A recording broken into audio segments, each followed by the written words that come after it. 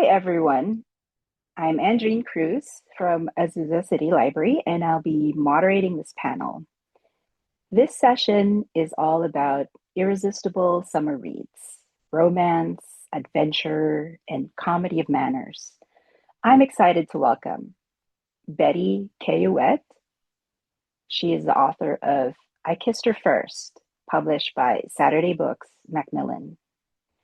Ryan Effgen is the author of Make Nice, published by Knopf, Penguin Random House. Robinne Lee is the author of Crash Into Me, published by St. Martin's Press, Macmillan. Laura Moriarty is the author of Sunlight Finds You, published by Riverhead Books, Penguin Random House. Shea Ernshaw is the author of Habits of the Sea, published by Atria Books, Simon and Schuster. Unfortunately, Shea isn't able to join us today. I'll talk about her book after the first round of questions. Okay, let's get started. I will ask each author a question, starting with Betty, then Laura, Robin, and Ryan. So, Betty, this is your third novel and your first sapphic romance, following One Last Shot and Tell Me How You Really Feel. Could you give us a brief overview of what your book is about and what drew you to this particular story? Are you a fan of pop star fandom and celebrity culture yourself? Yeah, so I Kissed Her First is about Riley, a chef who gets hired in a blind tasting to be the private chef for her favorite singer's European tour. And they go on the tour, and sparks fly from like the first plane ride. And over the course of a summer throughout Europe, they really fall for each other. And I mean, I am a big foodie, which I think people will know as soon as they read this book, but I also am a big pop culture fan. I love reality TV and I love concerts. The other day, I was actually trying to get tickets for Olivia Rodrigo's concert and was like number 84,000 in the queue and somehow still got tickets. And I think since COVID, like, there has just been so much focus on live events. I think there's something so special about a concert, and there was so much hype around like Taylor Swift's tour and Sabrina Carpenter, and I would see girls, like 100 girls, lining up at 5 in the morning to get box office tickets for a concert. And I just started thinking about what is it actually like when you're on the tour. And now we had like the Eras Tour documentary come out, so we get to see a little bit more about what it's like. But I think for both of the characters in my book, it's like a career defining moment. It's Riley, the chef character's first big chance to prove herself as a chef, and it's Luna's tour where she's on the cusp of being really big. And so it's like a big moment for them in a lot of different ways, and it was so fun to write about, and I hope people like it as much as I do. Thank you so much. Laura, could you briefly describe what Sunlight Finds You is really about at its heart? And how did the idea for this story first come to you? Thank you. Sunlight Finds You is about how a first deeply felt love can, whatever happens, alter the course of a person's life and change a person forever. It's told by an older adult woman looking back on her tumultuous adolescence. In 1947, Nora's family moves from the Midwest to Florida, as so many Americans did right after the war, seeking sunshine and opportunity. Uh, Nora first falls in love with Florida. She loves the tropics and the sea and the freedom that living in a city with public transportation offers. And then she meets Leonard Lifton, who is a little bit older than she is, but from a family that is far more wealthy. Um, just this morning, I heard from the Australian publisher who wanted me to know that um, uh, I got a blurb from Tony Jacobson saying that it was she felt it captured the exquisite pain and joy of first love. And I was so happy to hear that because that is what I really set out to do. And also, I wanted to capture the aftershocks and the ramifications that can happen because Nora grapples with the decisions she made during this time, even decades later, and also the decisions that were made for her. And with your second question, you asked how did I come up with this? My mother grew up around this time period in Orlando, Florida. She passed away while I was writing this book, and as her health was failing, she and I talked a lot about what it was like to be a young woman in this era. She is not Nora. She isn't Nora in that the things that happened to Nora did not happen to my mother. Um, but we did talk a lot about what it meant, what it felt like to be a young woman at that time with all the social constraints and expectations, but also the inherent hope and optimism and passion of youth. And so after we started talking, I read The Way We Never Were by Stephanie Coots. And I think the whole title is The Way We Never Were and Resisting the Nostalgia Trap and American Families to Take a Clear-Eyed Look at Mid-Century. And that led me to read a bunch of oral histories. And soon, I had all these ideas, but it was really when the voice of Nora I started hearing it, that the story started getting its legs. Thank you. Robinne, I was intrigued by the themes around beauty, desire, and midlife reinvention in your book. Could you give us a brief book talk about your novel? I'd also love to know what inspired you to write Cecilia in Anouk's story, especially since the idea of you was a heterosexual romance, while this one is sapphic. Yes. It's so funny because I don't really think of this book so much as a romance or even a love story as so much as it's like it's a story of self-discovery and identity, and it's kind of a coming of middle age. I'd like to think of it.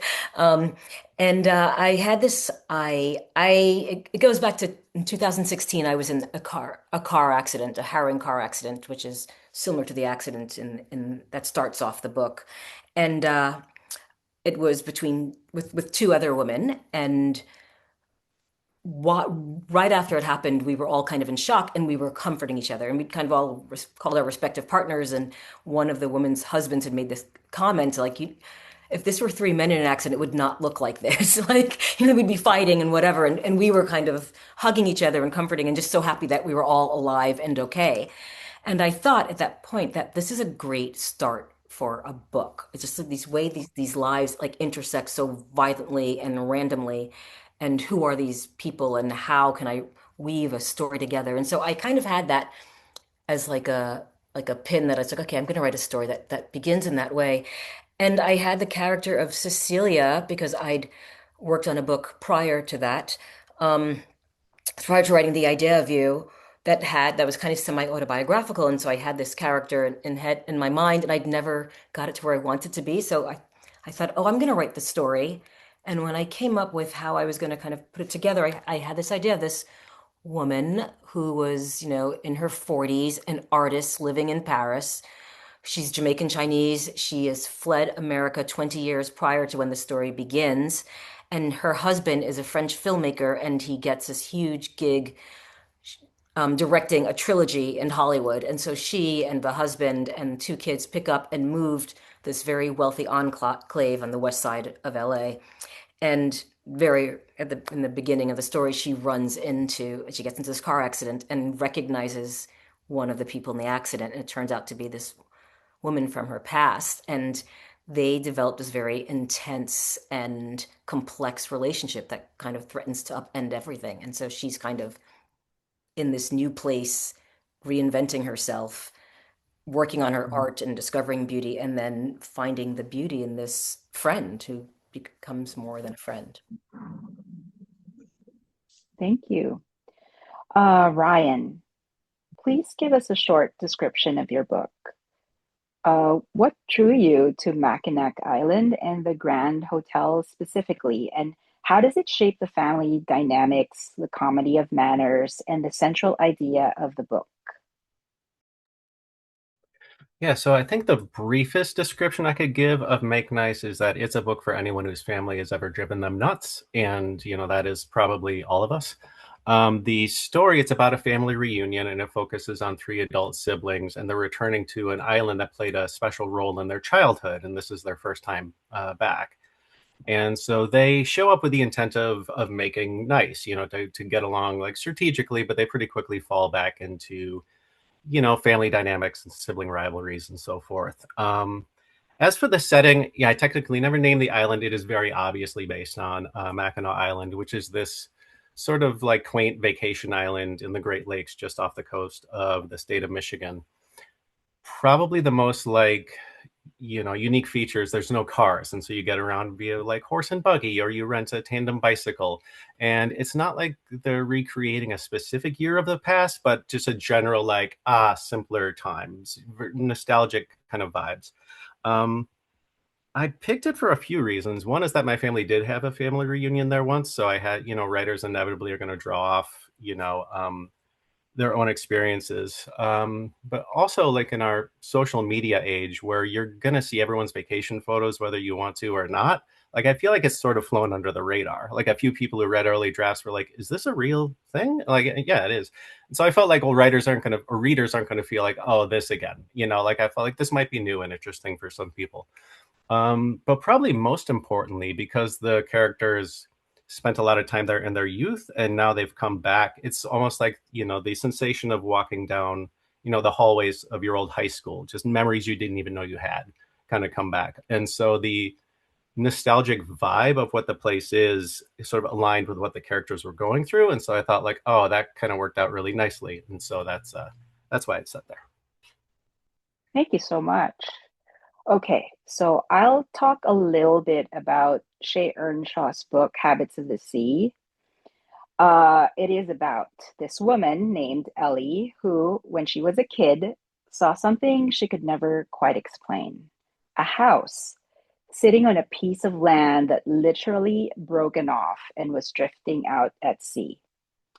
On that island was a man who didn't seem to age. She convinced herself it was just a weird childhood memory, something her brain made up during a storm. But then years later, when she's in her 30s and has this whole stable life, a devoted boyfriend who wants to marry her, and a meaningful career as a child therapist, the island shows up again. And she has to deal with the fact that maybe it was never just in her head. The book dives into grief, memory, and that quiet, aching feeling of being pulled between the safe life you've built and something older and wilder that feels like it's calling you home. It's got this coastal gothic vibe with some really interesting speculative elements, mysteries that make you wonder about the nature of time and what or who might be waiting out there on the drifting island. There's this sense of the sea as something alive and almost hungry, which also makes you start thinking about what the title Habits of the Sea could actually mean. Earnshaw's writing is super atmospheric and lyrical, but it still feels grounded in emotion. It reminded me a bit of The Light Between Oceans, mixed with something unsettling and mysterious. For readers who love stories that ask what we're willing to risk for the chance to feel truly alive, even if it means stepping off the edge of the map, this book offers a mesmerizing, emotionally resonant journey. Okay, let's go back to our questions. Betty, the book opens with such a charming, almost fairy tale meet cute between Riley and Luna at JFK. Yet, right from the start, we sense that both women are already carrying heavy grief. How did you approach weaving that emotional weight into such a light, spark filled first encounter? And why was it important to establish that baggage so early? Yeah, so I think when I was writing the book, I was thinking a lot about grief. My grandmother had recently passed away, and at her funeral, We had lost my cousin to suicide during the pandemic, really unexpectedly, and his father was speaking at my grandmother's funeral about how inspired he was by my grandmother and grandfather being like drawn together in their grief because they had lost two of their four children, and how him and his wife like looked to that to like bring themselves together after losing my cousin. And I think, hearing him talk about it so openly was like just one of the rawest things I think I've ever heard in my life. And I kept thinking about that and about my grandparents and how, like, they still had so many happy, like, love filled moments and did so much throughout their lives, despite having, like, experienced really unimaginable grief, similar to the grief experienced by the characters in the book, and how that can either move people apart or draw them together. So I think during the time when I was working on this, it was just something that was so present in my mind. And I think it's something that, grief is something that is still there for them. It's like they're not that far out from their grief. So it's something that's very present, even as they're meeting and having this lovely meet cute and going on this romantic tour. It's something that is very much playing in the background for them both all the time. And I thought that that's something that, especially at their age, they're in their early 20s. So that's something that not a lot of people their age have necessarily experienced. And I thought it was really nice for it to be something that they could both, feel seen by the other with. But I think something that I always do in my books is write about difficult things through the lens of like these fun, happy romances that are really sweet and heartfelt in so many ways.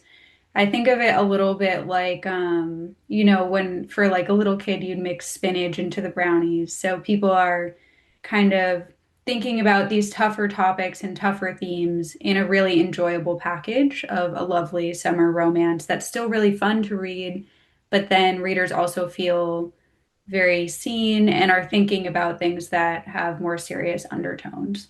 So it was something that was really personal to me to write about, but I really enjoyed writing about it. And I didn't necessarily plan to be writing about it when I first started, and it kind of just worked its way in. But I hope that readers connect with it. Thank you. That's very insightful. Laura, I was really struck by the appearance of the book Meditations by Marcus Aurelius later in Nora's story. What inspired you to include it, and how does it connect to her personal journey or the novel's bigger theme? Thank you. Yes, Nora goes through so many hardships and really painful times, and she finds solace, as so many have, in Marcus Aurelius's meditations. And the basic idea behind all of his meditations are, you have to accept what you cannot change, which is so hard for us humans to do. And she really works toward that.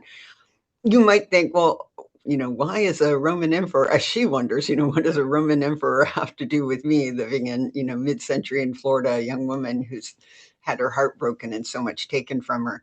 But, that again, I think she's such a reader and she's such an inquisitive, curious person. That is, in that way, she is also like my mother, who like Nora, lost her mother at the age of 12. And like Nora, her father had a sixth grade education and sorry, of environmental lights, and couldn't read or write. He could kind of, right? But books weren't in the home. Education wasn't really valued. And Nora, too, like my mother, had this sort of natural inquisitiveness and really longing to learn, not just for the credentials and not just for the degree, but for a real thirst for knowledge. And, fortunately, this book and my mother's life was occurring at a time where rates of high school graduations were skyrocketing for young men and young women alike. And so Nora is still in school, it surpasses her father's sixth grade education, 10th grade, 11th grade, 12th grade. And she has good teachers who are nurturing that, but she also has access to the school library in St. Petersburg, Florida, and also the city library. And they've become such a place for solace and wisdom for her. And not only does she, find solace in Marcus Aurelius, but, she reads Shakespeare here and there, Richard Wright. She reads, Hemingway at one point. She manages to get his book. And I think all of that love of learning is why she is also feels such a strong connection to Leonard's mother, who is far more sophisticated and well read. And she really sort of serves as everything Nora wants to be. And it's also the reason that Nora has this thirst in her and this gratitude for libraries, that she actually becomes a librarian, because the libraries, both of them for her, were such a formative place for her and such a place for solace and for learning and becoming the kind of person she wants to become. Thank you. Robinne, I'm curious about your transition from acting to writing novels. What made you want to explore the writing process more deeply, and how has your acting background shaped the way you approach character and story now? So I've always done both. I've always received immense joy from doing both since I was really little. I kind of the two things I explored from school age on, and I started writing short stories like in third grade, and I wrote my first novel when I was 14, and it was 884 handwritten pages. And then I started another novel, and I got to like 1,200 pages, and I put it aside, and I started another novel. So I've always written, but for myself, like for my joy. It was something that I did in my downtime. And when I started pursuing acting as a career, writing was still something I did for fun. And then one day I thought, you know what? I think I'm going to try. I was working on a project, and I thought, this is a book I'm going to try to publish. And it was a book I was working on before The Idea of You that I mentioned before. And I couldn't quite get it to where I wanted it to be. And I put it down for a while, and then I got the idea to write The Idea of You. And I was like, okay, you know what? I'm going to do this one. This is going to be the book that I publish, but I'm going to do it as quickly as possible. Like, I'm not going to spend 5 years, 6 years working on a book. And I knocked it out in like 15 months. And the first agent who read it loved it. And he spent 3 months giving me notes. And I spent about 3 months doing the notes. And then he sold it within 2 weeks. So it happened like so fast. And suddenly I was an actress and a published writer. And it was kind of like I was doing both. And I'd produce independent films that I'd been in as an actor. So it kind of made sense that I'd want to be a producer on this as well. But it's I don't know. It's something I think of myself as a storyteller, and I see them hand in hand, and it's just like another extension. And so I don't separate them so much. But I feel that as an actor, I mean, someone who's studied acting and studied theater, it's such a gift because I mean, I feel like I know when dialogue sounds right and when it sounds forced.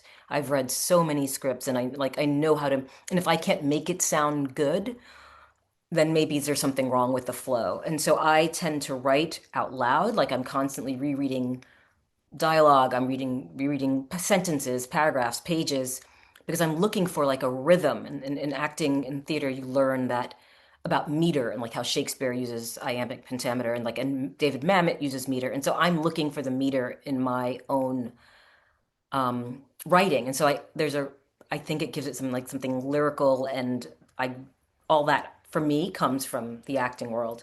But I think storytelling is storytelling, and you learn the rules of like telling a story. And if you're breaking down a film, it's different than a TV series, but it's, you've got your inciting incident, you've got your first, whatever, you break it down to three, you've got, end of the second, whatever. You've got your third, your three acts, and you kind of know what you're following. And I think if you've watched enough films and you've read enough books, you kind of know the flow. And I think it's all just great storytelling. And I think if you are fluent in one, it's easy to become fluent in the other. That's super interesting. Thank you. Ryan, you've published sharp, character driven stories, including one that became a short film.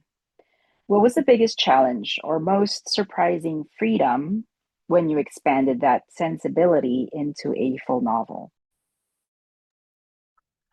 Yeah, I actually found that transition to be like pretty grueling, at least at first. So I did an MFA program, like a graduate program in fiction writing some years back. And the program I was in, and I suspect a lot of them are really like short story programs. And there's some good reasons for that. I mean, it's a beautiful art form, but they're also very well suited for writing workshops because you can kind of see the whole thing at once. They're kind of easier to talk about as opposed to like a chapter of a novel in progress.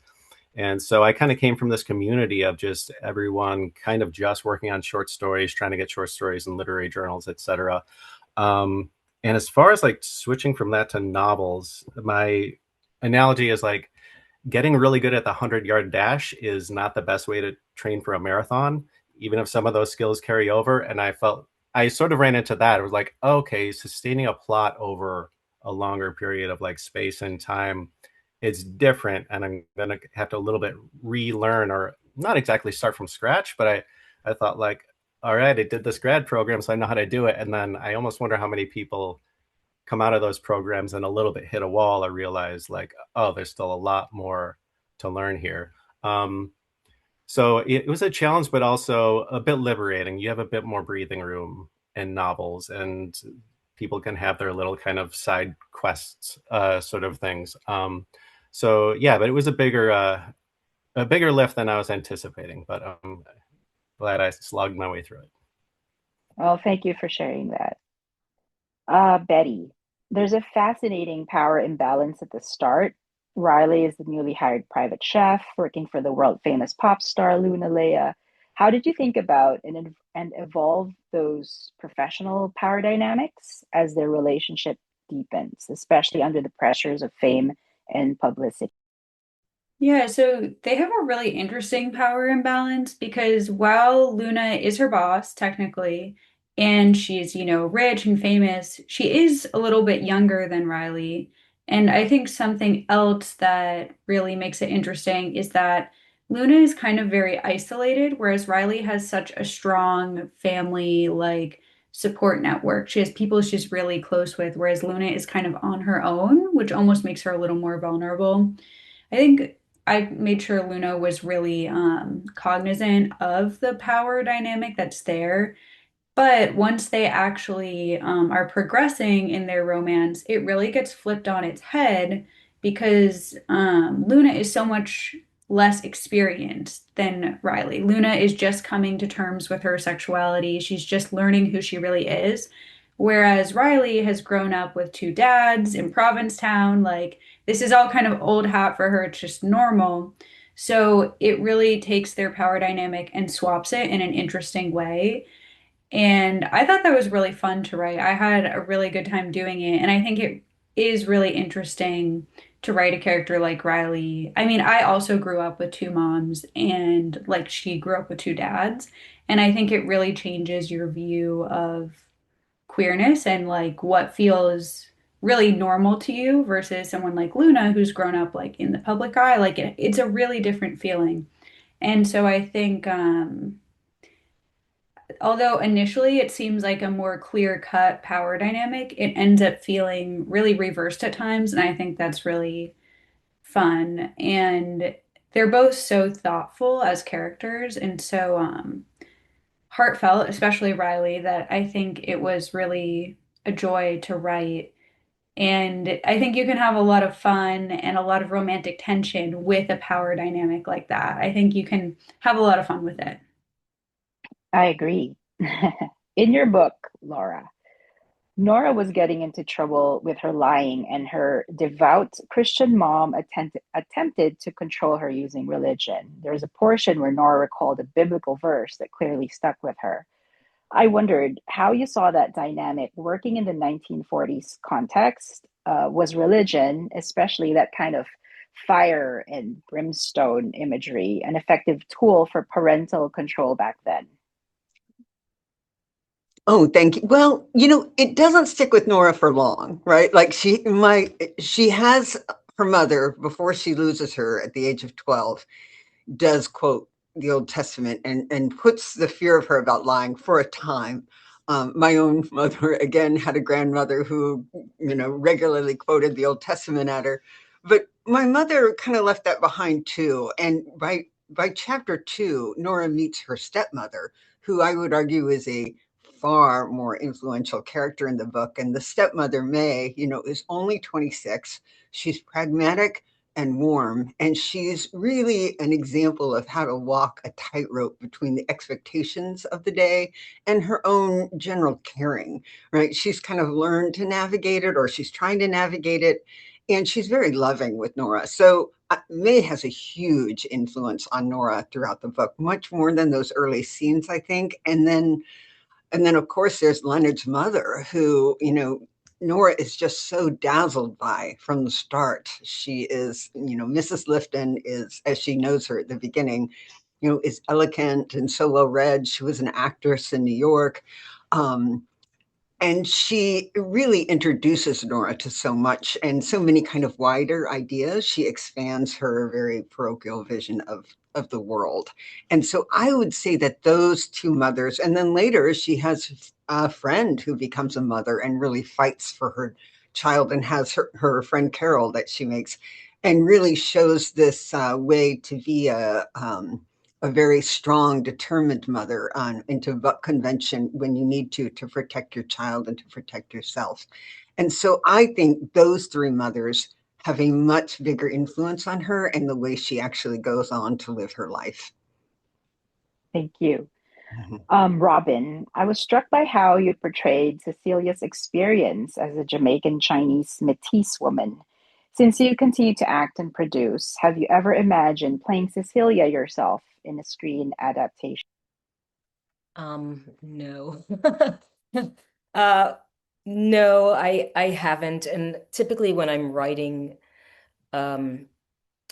fiction, if it's different if I'm writing a screenplay and I'm writing something and thinking, oh, this is something I want to play. But if I'm writing fiction, I want the freedom to follow my characters on their journey and see where the story takes me. And I don't want to kind of constrict myself and limit the risks or the stakes because I think, oh, I can't do that as an actor, or how am I going to do that scene, or you know what I mean?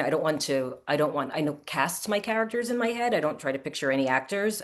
I just want these characters to be as real life to me, and I follow them and keep their story as kind of genuine and true without putting any limitations, and see where it takes me. So no, I don't. But at the same time, I'm aware of representation, and never having really seen characters like me in books or even on TV, even though I'm an actor, I'm typically not playing Jamaican Chinese characters. And so I kind of wanted to put that out there. There's a large Chinese population in Jamaica. There's a large Indian population in Jamaica.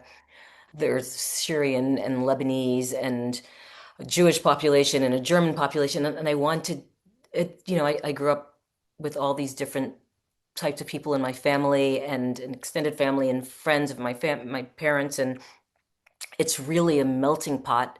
And I kind of wanted, I think that, our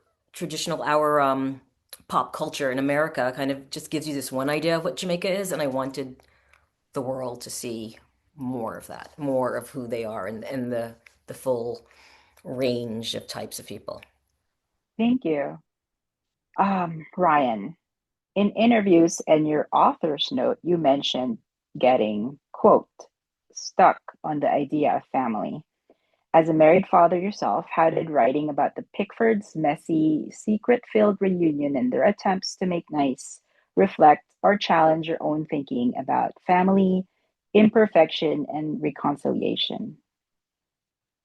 I mean, this is a great question, and it might seem a little precious to say, like, wow, my own book really made me think, but it did. And like, I think one of the most important parts of reading is, that it can nudge you into seeing the world from another perspective or from multiple perspectives. And then ideally, that's something that you can carry out into the world. And you can, just remember that any stranger you pass on the street has an interior life that is as complicated and as dear to them as yours is to you. And, in this book, I think one of the quiet tragedies of the family is none of them feel like they can show up to this reunion and say, like, hey guys, things actually aren't going so great right now. Like, they all feel like they need to pretend like it's all good. They need to kind of keep up this facade, and they maintain it, until they can't anymore. And I would say that, like, spending a lot of time with those characters where, when we see their internal life, you see like they've got a lot going on and they're trying to not, give that away as they interact with their brothers and sisters. I would say that has like made me think of like, oh yeah, if I have a family member that does something that gets on my nerves, you never fully know what people are going through. And it could be like they're not just setting out to make you upset, but they're just probably dealing with something. It doesn't mean that people shouldn't be accountable or that we all get a get out of jail free card. But I think, hopefully it is, um, making me just cast a more generous eye on people. And hopefully that's what, reading can really do for people, is just can have you be in the world with a better sense of just nuance or understanding. That's very thoughtful. Thank you. Betty, the European tour settings, from Paris fittings and the first class flight to the beaches of Mykonos and energy of London Stadium, feels incredibly vivid and almost like characters themselves. How did you use the different locations to shape Riley and Luna's relationship and emotional journeys? Well, I'm really lucky in that I've traveled to basically all of the places that they go. So I looked back at all my old photos and videos of my travels, most of which were when I was almost exactly their age on study abroad and in the like 2 or 3 years following. And I think when I was working on this book, what I actually like had as the first kernel of an idea was a book throughout Europe. And at first, it wasn't clear if they would be backpacking or doing something else. And then the tour actually came after, which is not how I would typically brainstorm. But I think that there's something really magical about all of the self-discovery they're doing. This is my first new adult novel, so it's like that time in your 20s where there's an element of like your second coming of age. And I think for them, they're both experiencing a big moment for their careers, a big moment for their like personal self-discovery. And they're going to Europe for the first time to most of these places and experiencing so much newness. I think it's really exciting. And I think having all of this happening at the same time just creates a lot of romance and excitement, and it makes their love story like it's almost like a time capsule of like this summer. Like this is something they're going to look back on forever. And I think it was really fun for me to be able to write about all of the most romantic places that I've traveled to. I had such a great time doing it. Like some of the places they go, like one dinner in Mykonos specifically is like modeled after a restaurant that I went to there. And like, there's so many specific little things that were fun to put in. And I think just, it lends to their romance so much and to the excitement they have over discovering like who they are. Thank you. Okay, Laura, I'll be honest. I didn't like Nora as much as I liked her boyfriend Leonard, and I found her pretty unsympathetic at times. Did you set out to write a protagonist who would provoke that kind of reaction from some readers? And what do you hope people take away from her? Well, I have to say yours is the first opinion I've heard like that. I think most people, kind of as Ryan was saying, I think a lot of readers read not to sort of decide if they like or dislike someone, but really try to understand how it feels to be someone else. Um, and I wrote her and feel her and sense her that I think most readers have come away with, that she is a human being who, at a time when she is young and just so desperately in love, with all the passion and wonder and headiness that Betty was describing in that first love when you're young.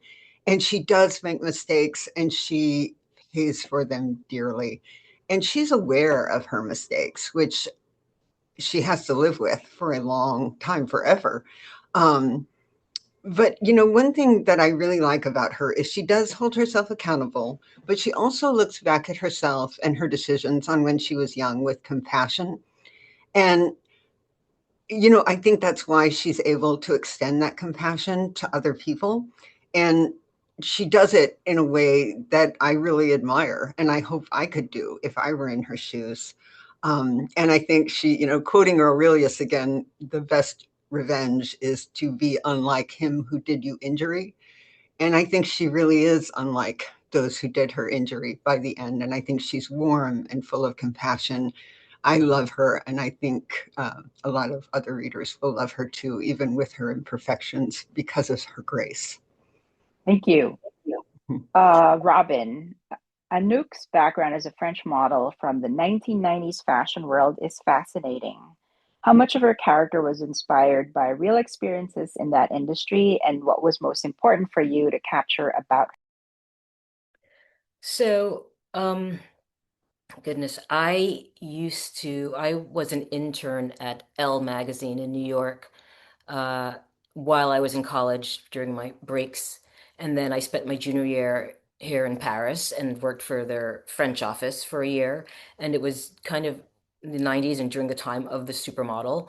Um, so I was a student by day, and then in the afternoons I'd be going to fashion shows, and it was Naomi and Linda and Christy and Cindy Crawford, and it was really thrilling and exciting for me as a young kid, being able to see like all these women that I put on my walls, and um, but I also wanted to show the reality of the business. I had a cousin who was a really big model in the 90s, 80s and 90s, and she passed a couple of years ago, but she was super um, successful and always down to earth. And so I felt like I learned a lot from her and watching her navigate the business.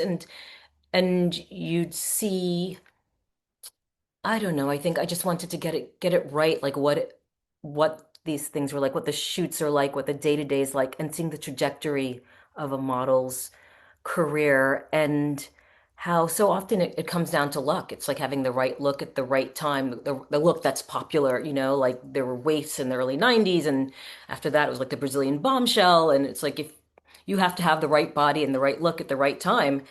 Um, and so I knew a lot about it, and what I didn't know, I asked questions. I interviewed people who'd worked in the business. I read a lot of books. And so I wanted to have that be very, very like well and thoroughly researched and well realized.